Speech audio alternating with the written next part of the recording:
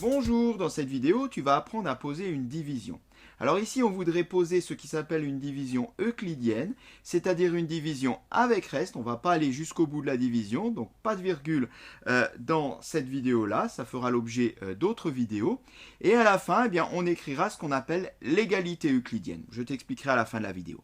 Commençons déjà par préparer la division posée pour pouvoir calculer son résultat. Voilà qui est fait. On a donc posé la division 731 par 34.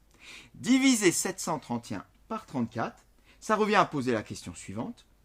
Combien de fois je peux mettre 34 dans 731? Et ce résultat, je l'écrirai ici. Ce résultat s'appellera le quotient. On l'écrira à la fin. Mais quand j'aurai ce résultat et que je ferai ce quotient fois 34, si ça se trouve, je ne tomberai pas tout pile sur 731. Il me restera un petit quelque chose peut-être. Eh bien, ce petit quelque chose, ça s'appelle le reste. Et c'est ça le principe de la division euclidienne. On s'arrête sur les entiers, on garde notre reste, et tout ça, ça nous mène à écrire ce qui s'appelle l'égalité euclidienne. Je t'ai dit, celle-là, on l'écrira à la fin. Alors, revenons à la question 731 divisé par 34. Combien de fois 34 dans 731? C'est une question difficile. Mais comme toute opération posée, addition, soustraction, multiplication, c'est pareil, eh bien, on casse la division en petits morceaux pour arriver à faire des calculs plus facilement. C'est ça le principe de la division posée. Et ce que je vais faire, eh bien, je ne vais pas commencer par me poser la question dans 731, combien de fois je peux mettre 34? Mais je vais aller donc toujours de la gauche vers la droite en prenant déjà le plus petit nombre que je peux fabriquer en allant de la gauche vers la droite. Et je vais poser la question, dans 7, combien de fois je peux mettre 34? Je ne sais pas toi, mais moi dans 7, j'arrive pas à mettre 34. Parce que 7 est trop petit. Donc ça ne marche pas. Alors, ce qu'on va faire, c'est qu'on va faire un peu plus grand. Et je vais reposer la même question, mais cette fois-ci, toujours en partant de la gauche, je vais former un nombre à l'aide de deux chiffres. Dans 73, combien de fois je peux mettre 34? Alors, dans 73, je peux mettre 34. Je ne sais pas, une fois, deux fois, trois fois, mais enfin, en tout cas, ça rentre. Bien, ça, c'est quand même beaucoup plus facile que la question de départ. Alors, oui, dans 73, combien de fois je peux mettre 34? Alors, c'est là qu'il faut des fois faire des petits brouillons à côté. Il y en a certains, ils écrivent les tables à côté. C'est comme tu veux. Bon, on peut le faire ici, on l'efface ensuite. J'ai 34. Après 34, qu'est-ce que j'ai? Ça, c'est une fois. Si je mets 2 fois 34, bien 2 fois 34, ça fait 68. 68, est-ce que ça passe 68? Oui, puisque c'est 73. Donc 2 fois, ça passe. 3 fois. 3 fois 34. Oula, 3 fois 34, ça serait de l'ordre de 90 quelque chose ou peut-être même 100. Là, on dépasse. Donc, non, ça ne passera pas. Ce qui veut dire que 2 fois 34 semble bon. Alors, si 2 fois 34 rentre dans 73, bien, je vais écrire un 2 ici, à la position du quotient. Et maintenant, je vais l'effectuer, ce 2 fois 34. Je l'ai déjà effectué à côté. Mais bon, je t'ai dit, soit on l'effectue à côté, soit on le met tout de suite dedans. Ça, c'est à chacun de voir. Mais je vais le réeffectuer. Alors, bien, 2 fois 34, 2 fois 4, ça fait 8. Et 2 fois 3, ça fait 6. Je retrouve bien mon 68 qui est ici. 2 fois 34, 68. Je vais l'effacer maintenant. Donc, je reprends ma question. Dans 73, combien de fois 34? Réponse 2 fois. Ok, mais 2 fois 34, ça fait combien? Réponse, ça fait 68. D'accord. Bon, j'arrive à mettre 68, mais du coup, il me reste quelque chose.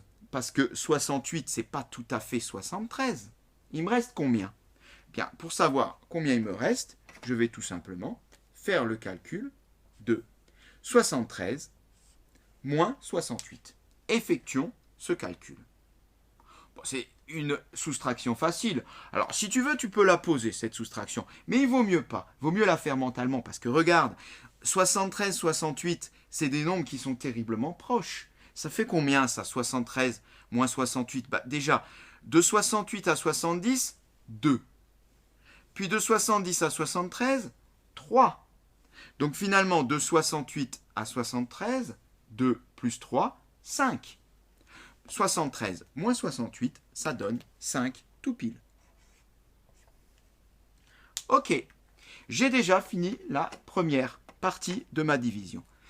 Mais elle n'est pas complètement finie, parce qu'elle sera finie que lorsque je me serai occupé de tous les nombres en allant de gauche à droite jusqu'au bout. Alors là, il n'y en a que 3, mais s'il y en avait 4 ou 5, il faudrait à chaque fois et systématiquement faire ce qu'on appelle abaisser.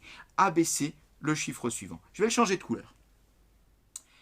Voilà, et je vais donc abaisser le 1, le placer juste à côté du 5, ici.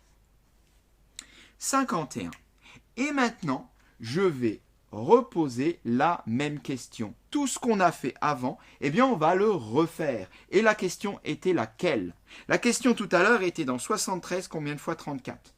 La question qui vient maintenant est dans 51, combien de fois 34? Alors, combien de fois 34?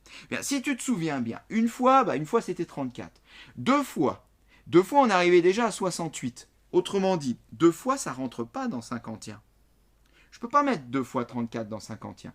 Donc, on va s'arrêter à une fois. Une fois, ça semble être le plus grand. Et là, je vais écrire 1. Et je vais faire comme tout à l'heure. Eh bien, ce 1 fois 34, je vais le mettre ici pour le soustraire de 51. Car je voudrais savoir, en mettant 1 fois 34 dans 51, combien il me reste. On va donc être amené une nouvelle fois à soustraire ce qu'on a rentré à ce qu'on avait. Eh bien, ça fait combien? 51 moins 34. Alors, là encore, tu peux la poser, cette petite soustraction, 51 moins 34. Mais là encore, dans les divisions, comme ça, les divisions posées, je te le déconseille. Parce que ce sont souvent des petites soustractions très simples, et en les posant avec les retenues et tout ça, c'est vraiment source d'erreur. Donc, on va essayer de faire ceci mentalement. 51 moins 34, ça fait combien? C'est pareil. Je voudrais arriver donc de 34, arriver à 51. Alors, déjà, quand je suis à 34, pour monter à 40, je rajoute 6. 34 plus 6, ça fait 40. Ok? Quand je suis à 40, pour arriver à 51, là c'est facile. 40 plus 11, ça fait 51. Donc, 11, mais avec les 6 d'avant, ça fait tout ça 17. Autrement dit, 51 moins 34 est égal à 17. Je vais l'écrire.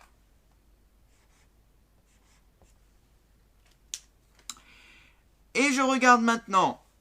Il n'y a plus rien. Il n'y a plus rien, donc c'est fini. J'ai tout abaissé. Ceci, je le répète, dans le cadre d'une division euclidienne, c'est-à-dire avec reste. Là, on s'arrête et on obtient le résultat de notre division qu'on va essayer de comprendre. Donc, on va déjà noter quelques noms qui correspondent aux différents éléments de ma division. Déjà, le 731 qui est ici porte un nom, il s'appelle le dividende. Le dividende, c'est celui qu'on divise. J'ai divisé 731. Le 34 porte un nom également. Il s'appelle le diviseur. Le diviseur, le diviseur, c'est celui qui divise. Il divise qui? Le dividende.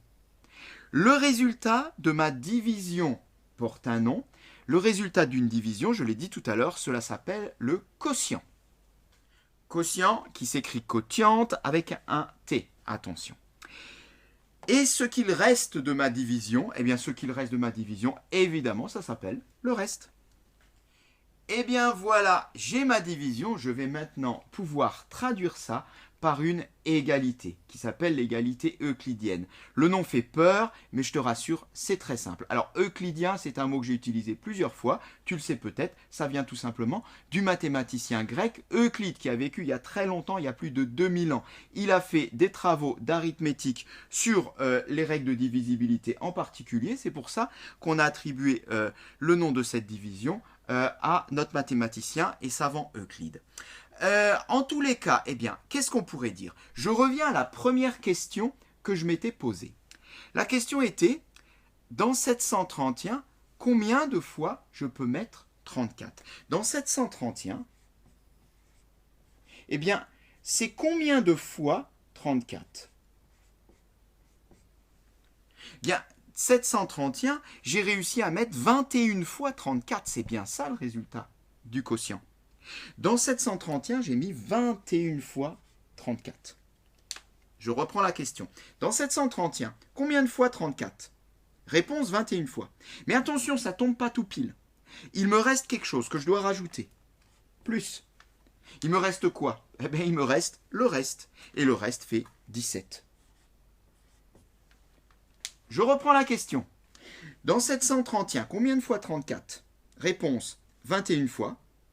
Plus le reste 17. Eh bien là, tu as ce qui s'appelle l'égalité euclidienne qui te dit le dividende, 731, est égal au diviseur multiplié par le quotient plus le reste. Et cette séquence est terminée.